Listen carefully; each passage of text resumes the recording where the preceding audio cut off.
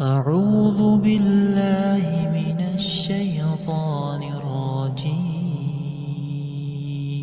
بسم الله الرحمن الرحيم.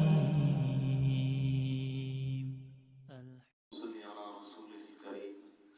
أما بعد فأعوذ بالله السميع العليم من الشيطان الرجيم. بسم الله الرحمن الرحيم. وقضينا إلى بني إسرائيل في الكتاب لتفسدن في الأرض مرتين ولتعلن علوا كبيرا. رب اشرح لي صدري ويسر لي أمري واحلل عقدة من لساني يفقهوا قولي رب زدني علما. اللہ تعالیٰ کا بہت بڑا احسان ہے، بے حد شکر ہے اس اللہ نے ہمیں فجر کی نماز باجماعت ادا کرنے کی توفیق عطا فرمائی ہے۔ اللہ تعالیٰ سے دعا ہے اللہ تعالیٰ اپنی رحمت کے ساتھ قبول فرمائے، اور باقی نمازیں بھی اللہ تعالیٰ اپنی رحمت کے ساتھ ہمیں جماعت کے ساتھ ادا کرنے کی توفیق عطا فرمائے۔ یہ آیت بڑی ہی اہم آیت ہے۔ اللہ تعالیٰ نے اس کے اندر اپنے علم اور اپنی قدرت اور اپنی کمال حکمت کا ذکر کیا ہے۔ اللہ سے دعا ہے اللہ تعالیٰ اس کو سمجھ کر اس کے اوپر عمل کرنے کی توفیق عطا فرمائے۔ اللہ فرماتے ہیں وَقَضَيْنَا إِلَى بَنِي إِسْرَائِيلَ، ہم نے بنی اسرائیل کو آگاہ کر دیا تھا، ہم نے بنی اسرائیل کو یہ فیصلہ سنا دیا تھا، یہ اطلاع دے دی تھی۔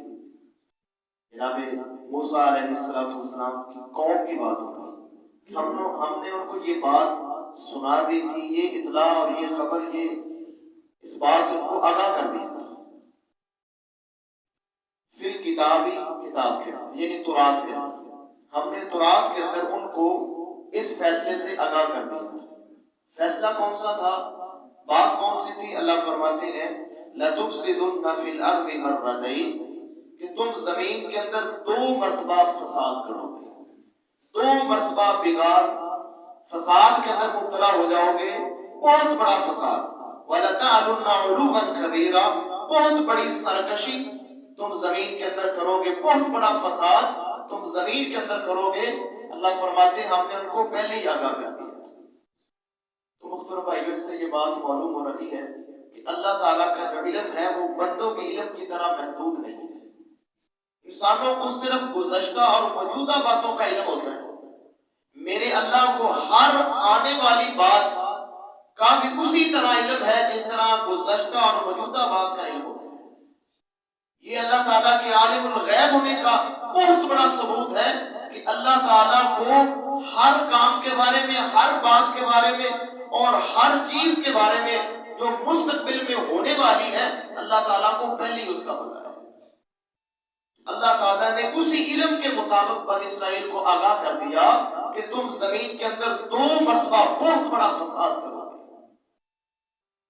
یہ میرے محترم بھائیوں اللہ تعالیٰ کے کمال علم و حکمت کا نتیجہ ہے، اور اسی علم و حکمت کے نتیجے کے تحت ہی یہ کائنات کا نظام چل رہا ہے۔ کبھی اس کے اندر کوئی خرابی، کوئی حادثہ نہیں آیا، کیونکہ اللہ تعالیٰ کو پہلے ہی پتہ ہے۔ اس کی کمال تدبیر اور کمال حکمت اور کمال تقدیر کی وجہ سے یہ کائنات کا نظام چل رہا ہے۔ میرے محترم بھائیوں، یہ بنی اسرائیل بہت بڑی فسادی قوم تھی، اور سب سے زیادہ اللہ تعالیٰ نے اس قوم کا ذکر قرآن کے اندر کیا ہے۔ اس وجہ سے اللہ تعالیٰ نے ہمیں سمجھانے کے لیے کہ فساد کا نتیجہ کیا ہوتا ہے، بگاڑ کا نتیجہ کیا ہوتا ہے، ہمیں اس سے آگاہ کرنے کے لیے، خبردار کرنے کے لیے اللہ تعالیٰ نے سب سے زیادہ اس قوم کا ذکر قرآن کے اندر کیا ہے۔ میرے محترم بھائیوں، فساد اور بگاڑ کب ہوتا ہے؟ فساد اور بگاڑ اس وقت ہوتا ہے جب آسمانی کتاب کی حامل قوم آسمانی کتاب کو چھوڑ دیتی ہے، پھر فساد ہوتا ہے۔ جب اللہ کے قرآن کو، اللہ کی نازل کردہ کتابوں کو چھوڑ دیا جاتا ہے، پھر زمین کے اندر بگاڑ پیدا ہوتا ہے، فساد پیدا ہوتا ہے۔ اور سچی بات ہے میرے محترم بھائیوں، اگر آج ہم غور کریں تو امت مسلمہ کا جو حال ہے اس کی بڑی وجہ محترم بھائیوں اللہ کے قرآن سے دوری ہے۔ یہ فساد، یہ بگاڑ، یہ لڑائی جھگڑے، یہ اخلاقی برائیاں، جتنے قسم کے بھی یہ فسادات امت مسلمہ کے اندر ہیں، یہ سارے اس قرآن کو چھوڑنے کی وجہ سے۔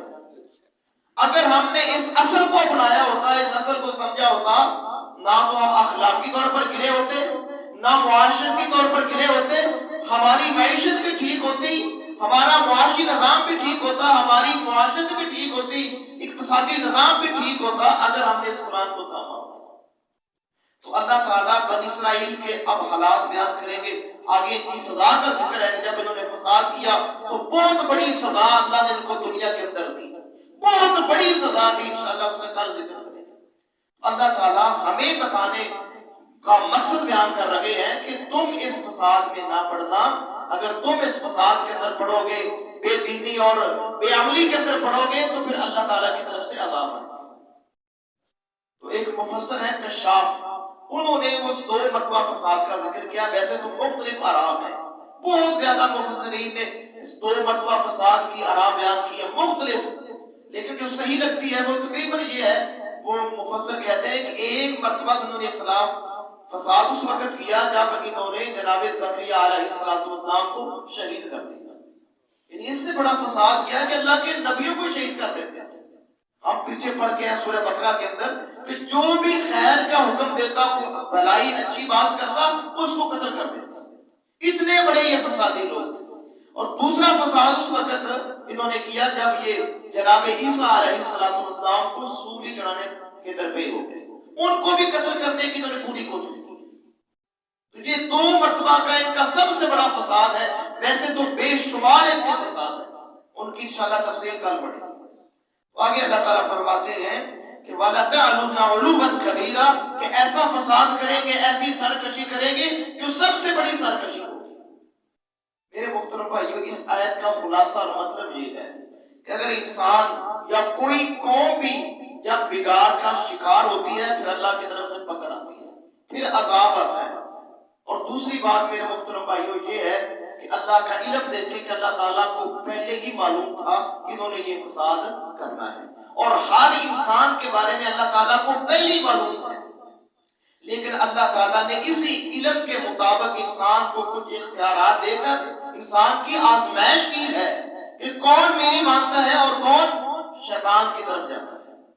تو میرے محترم بھائیو، سچی اور یقینی بات ہے، جو رحمان کی بات مانتے ہیں اللہ ان کو سرخرو کرے گا، دنیا کے اندر بھی اللہ ان کو عزت دے گا، امن کی زندگی دے گا، اور کل قیامت کو بھی انشاءاللہ اللہ تعالیٰ ان کو امن کے اندر رکھے گا۔ اللہ سے دعا ہے اللہ تعالیٰ عمل کرنے کی توفیق عطا فرمائے، اللہ کمی کوتاہی اپنی رحمت سے معاف فرمائے، اللہ ہر قسم کے فساد اور بگاڑ سے محفوظ فرمائے۔ اللہ سے دعا ہے اللہ اس قرآن کا فہم ہمارے لیے آسان فرمائے۔